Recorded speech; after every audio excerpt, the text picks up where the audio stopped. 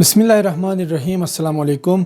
मैं हूं अज़कार हुसैन दानिश। दोस्तों, मैं हमेशा यहां बैठकर वीडियोस बनाता हूं और ये एलईडी और ये मॉनिटर, माइक वगैरह ये सारा कुछ मेरे बैकग्राउंड में होते हैं, जहां पर मैं हमेशा बैठकर वीडियो शूट करता हूं।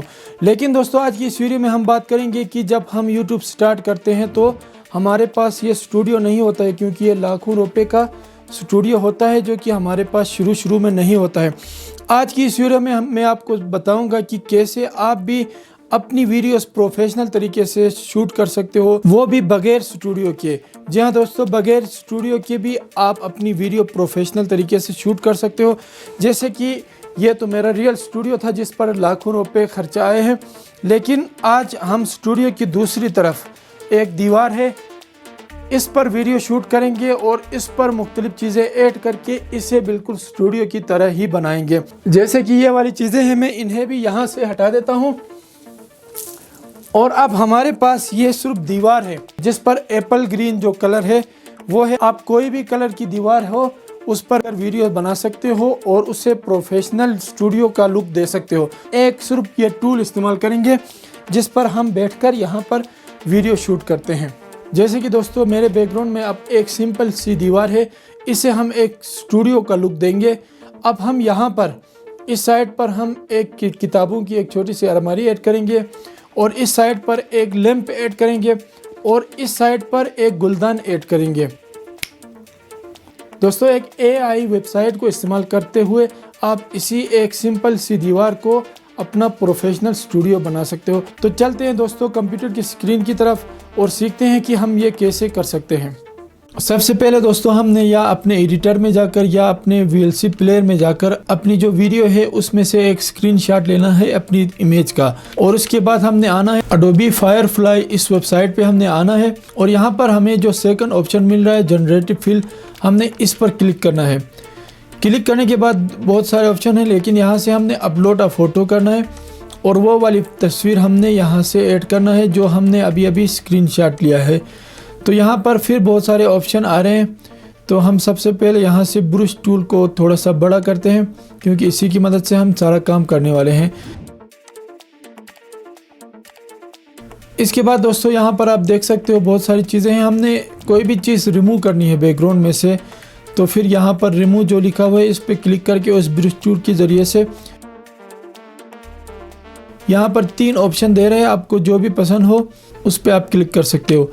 इसके बाद दोस्तों, यहाँ पर बैकग्राउंड चेंज भी कर सकते हो। अगर आप थंबनेल बनाना चाहते हो किसी भी वीडियो का, और आपने किसी भी वीडियो का आप थंबनेल बनाना चाहते हो और आपने बैकग्राउंड हटाना है तो यहाँ से वो भी हटा सकते हो। इसके बाद हमने इंसर्ट पे क्लिक करना है और यहाँ पे ऐड पे क्लिक करना है।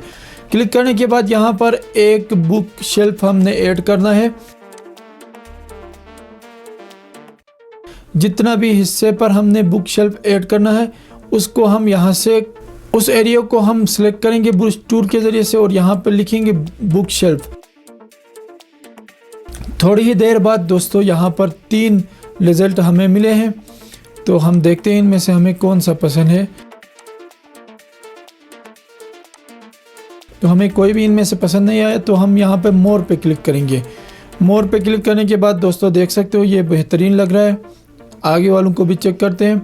नहीं, ये पहले वाला ही हमें बेहतरीन लगता है, तो यहाँ पर कीप पे क्लिक करेंगे, ये हमारी तस्वीर में ऐड हो जाएगा। और यहाँ पर हमने एक ऐड करना है गुलदान को, तो इस एरिया को हम सिलेक्ट करेंगे और यहाँ पे हम लिखेंगे इंडोर प्लांट। लिखने के बाद यहाँ पर हम क्लिक करेंगे। हमारे पास 3 किस्म के पौधे यहाँ पे आए हैं, इनमें से हमें जो भी पसंद है ऐड कर सकते हैं। नहीं पसंद तो हम मोर पे क्लिक करेंगे। अगर फिर भी नहीं पसंद तो फिर भी मोर पे आप क्लिक कर सकते हो, लेकिन हम फिलहाल इसी को ऐड करते हैं कीप पे क्लिक करके। और दोस्तों, यहाँ पर एक पेंटिंग ऐड करते हैं हम। इसी तरीके से कोई भी चीज़ आप यहाँ पे ऐड कर सकते हो। यहाँ पे हम लिखते हैं पेंटिंग। तो ये पेंटिंग जो है वो मेरे हिसाब से अच्छी नहीं लग रही है यहाँ पे, तो हम इसे कैंसिल कर देते हैं। कैंसिल करने के बाद दोस्तों, कोई भी चीज़ इस तरह आप यहाँ पे लिख सकते हो। मैं स्टूडियो लाइट लिखता हूँ यहाँ पे।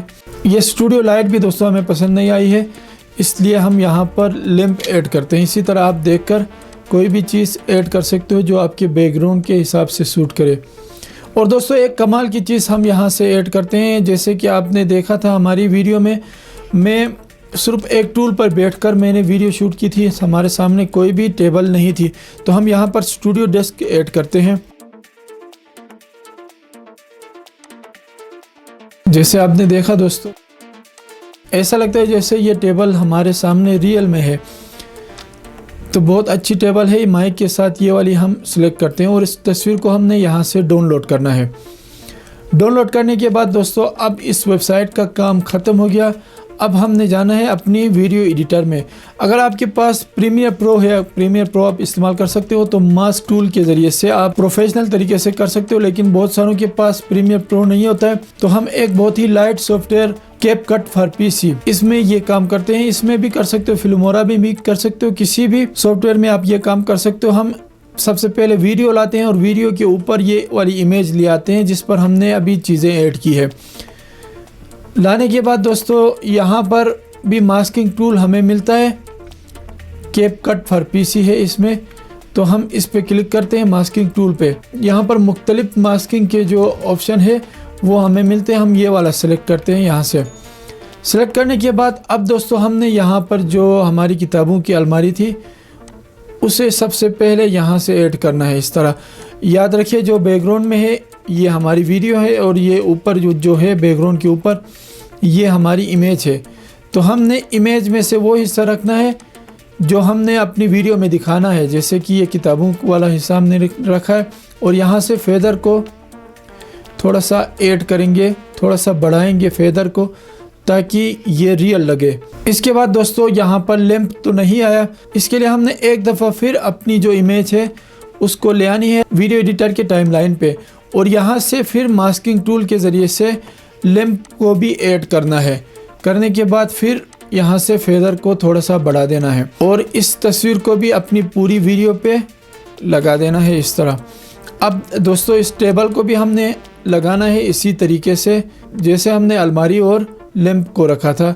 इसको थोड़ा सा रोटेट करेंगे क्योंकि हमारी जो टेबल है वो थोड़ी सी रोटेट है। तो यहाँ से फेदर को बढ़ाएंगे और इसके बाद फाइनल रिज़ल्ट हम चेक करते हैं।